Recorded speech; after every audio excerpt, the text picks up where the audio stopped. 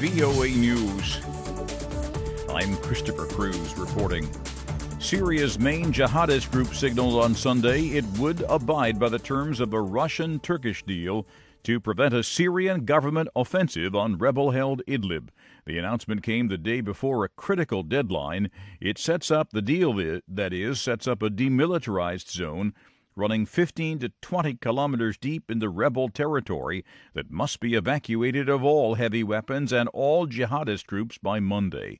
Tahrir al-Sham is the jihadist alliance spearheaded by al-Qaeda's former Syrian affiliate, previously known as the Nusra Front, that said it had accepted the deal. Saudi Arabia on Sunday reacted strongly to President Trump's threat of, quote, severe punishment if the kingdom is found to be involved in the disappearance of Saudi dissident and journalist Jamal Khashoggi. He's been missing since October 2nd when he entered the Saudi consulate in Istanbul. Many reports say he was killed in the building. تؤكد المملكة رفضها التام. In an official statement read on government-run TV, Saudi Arabia says threats of economic sanctions, political pressure, or the repeating of false accusations will not undermine the kingdom or its position in the world. It's vowing to respond with greater action to any attempt to punish it, noting the kingdom's economy has an influential and vital role in the global economy. The comments follow remarks by President Trump that Saudi Arabia could face severe punishment. At the White House Saturday, he told reporters, let's determine what happened first. There's plenty of things we can do that are very tough. However, he noted he would oppose the cancellation of arms sales to Saudi Arabia. Associated Press correspondent Ben Thomas. 2 suicide attacks have killed 15 people in Baidoa, north of the Somali capital, Mogadishu. This is VOA News. 19 migrants, including children, were killed Sunday when their truck veered off the road and rolled over off a bridge in western Turkey.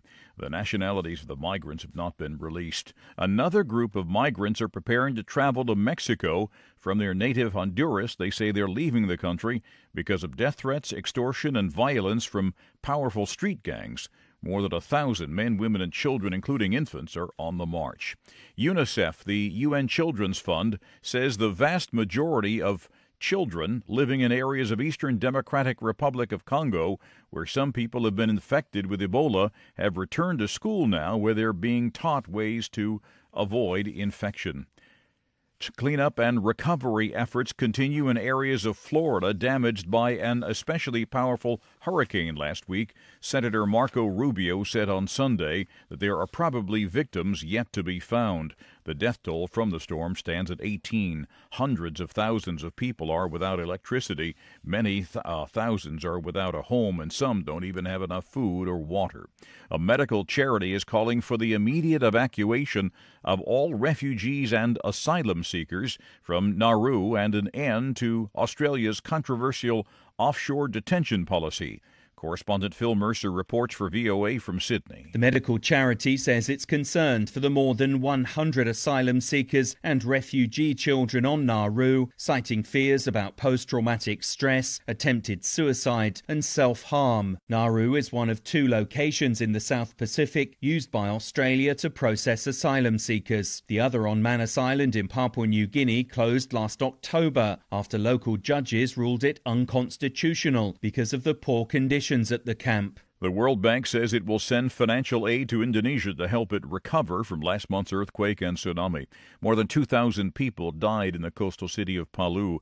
The bank says it will send up to $1 billion in recovery and rehabilitation money. More than 80,000 people in the devastated areas are still displaced. German Chancellor Angela Merkel's conservative allies lost their absolute majority in Bavaria's state parliament by a wide margin on Sunday, according to projections. The Christian Social Union was on course to take just over 35% of the vote, down from 47.7% 5 years ago. That would be the socially conservative party's worst performance in Bavaria, which it has traditionally dominated since 1950. There's more on these and other late-breaking and developing stories from around the world around the clock at voanews.com and on the VOA News mobile app. I'm Christopher Cruz. VOA News.